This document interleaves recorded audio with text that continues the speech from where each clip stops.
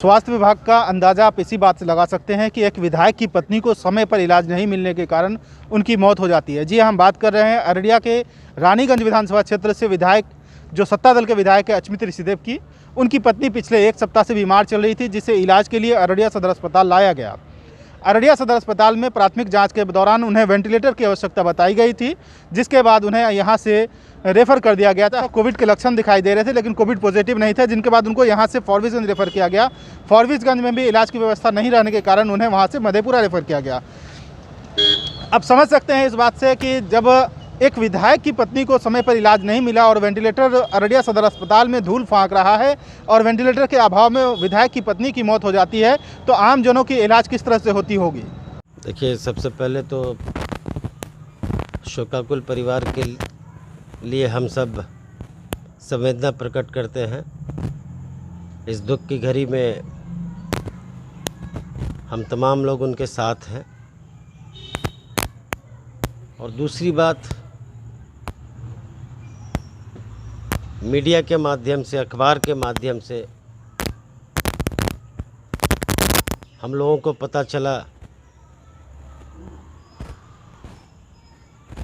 उचित इलाज वेंटिलेटर के अभाव में उनकी पत्नी का देहांत हुआ। तो ये अपने आप में शर्मनाक बात है और ये बात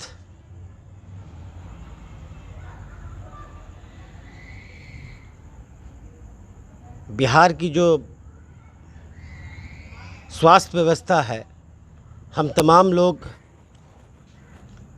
पिछले कई दिनों से बोलते हुए आ रहे हैं कि बिहार में स्वास्थ्य व्यवस्था पूरी तरह चरमराई है, कहीं ना कहीं इस बात की पुष्टि करती है।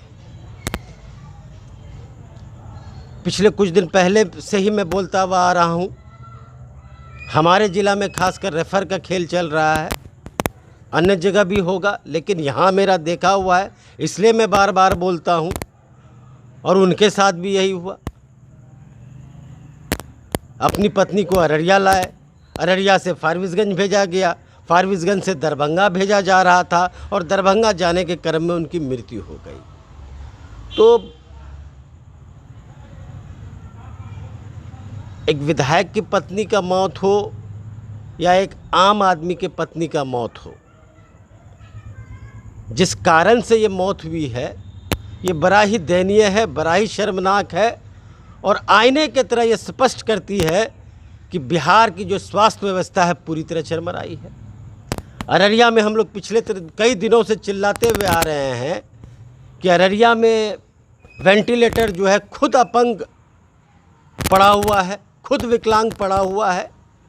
एक छोटा सा अस्पताल ज़िले में खुलता है तो वहाँ वेंटिलेटर की सुचारू व्यवस्था हो जाती है और आप बिहार के स्वास्थ्य व्यवस्था, जिसका इतना बड़ा बजट है, सालों से एक वेंटिलेटर पड़ा हुआ है, लेकिन आप सुचारू रूप से नहीं चला पा रहे हैं। इस एपिडेमिक के दौर में भी ये हाल है, तो सोचिए कि सामान्य दिनों में क्या हाल होगा। निश्चित रूप से नीतीश जी के राज में और मोदी जी के राज में अररिया जो पिछड़ा हुआ शुरू से इलाका रहा है, यहाँ के तमाम हॉस्पिटलों का बड़ी दयनीय स्थिति है। यहाँ पे 6 वेंटिलेटर आया था और इत्तफाक है कि आज तक वो वेंटिलेटर चालू नहीं हुआ। इसी क्रम में हमारे बड़े दुख के साथ कहना पड़ता है, रानीगंज के एमएलए अचमित ऋषिदेव जी की पत्नी वेंटिलेटर के अभाव में तड़प कर उसकी मौत हो गई। और निस्सहाय विधायक जी, उसी पार्टी की, उन्हीं की सरकार है, वो देखते रहे, खुद को देखते रहे, पत्नी को देखते रहे, हॉस्पिटल को देखते रहे और बाकी ईश्वर को देखते रहे, लेकिन कहीं इलाज नहीं हो सका। हम इस दुख के घड़ी में हम सब लोग उनके साथ खड़े हैं और निश्चित रूप से मेरा ये मांग है नीतीश जी से कि अररिया जो काफ़ी पिछड़ा हुआ इलाका है, यहाँ दबे कुचे लोग ज़्यादा हैं, गरीबी ज़्यादा है, लेकिन यहाँ का हॉस्पिटल और स्वास्थ्य विभाग पूर्ण रूप से फेल है, फ्लॉप है। आप यहाँ पे ध्यान दें और वेंटिलेटर को प्लीज़ चालू करें और मरते मरीज को बचाने का एक अथक प्रयास में सभी लोग भागीदारी है। इस खबर को दैनिक भास्कर अखबार ने प्रमुखता से प्रकाशित किया था, जिसके बाद अखबार के कटिंग सोशल मीडिया पर वायरल हुए और इसी कटिंग को राबड़ी देवी ने अपने सोशल मीडिया अकाउंट पर पोस्ट करके बिहार सरकार पर आरोप लगाया कि बिहार की स्वास्थ्य व्यवस्था कैसी है। जिसके बाद बिहार के मुख्यमंत्री नीतीश कुमार ने रानीगंज विधायक अचमित ऋषिदेव से फ़ोन पर बात की और उनसे हालचाल जाना। इस दौरान रानीगंज विधायक अचमित ऋषिदेव ने मुख्यमंत्री के समक्ष अपनी पीड़ा रखते हुए बताया कि अगर अररिया सदर अस्पताल में स्वास्थ्य व्यवस्था सही होती, समय पर वेंटिलेटर मिला होता तो उनकी पत्नी की जान बचाई जा सकती थी। अब इससे आप ये अंदाज़ा लगा सकते हैं कि जब एक सत्ता पक्ष के विधायक को समय पर इलाज नहीं मिलता है और वेंटिलेटर अररिया सदर अस्पताल में धूल फाँकता है, लेकिन उसकी इलाज के लिए इस्तेमाल नहीं किया जा सकता है और ऐसी हालत में विधायक की पत्नी की मौत हो जाती है, तो फिर आम लोगों का इलाज अररिया सदर अस्पताल में कैसे होता होगा, ये आप समझ सकते हैं। अररिया से मैं मीडिया के लिए मैं मेराज खान।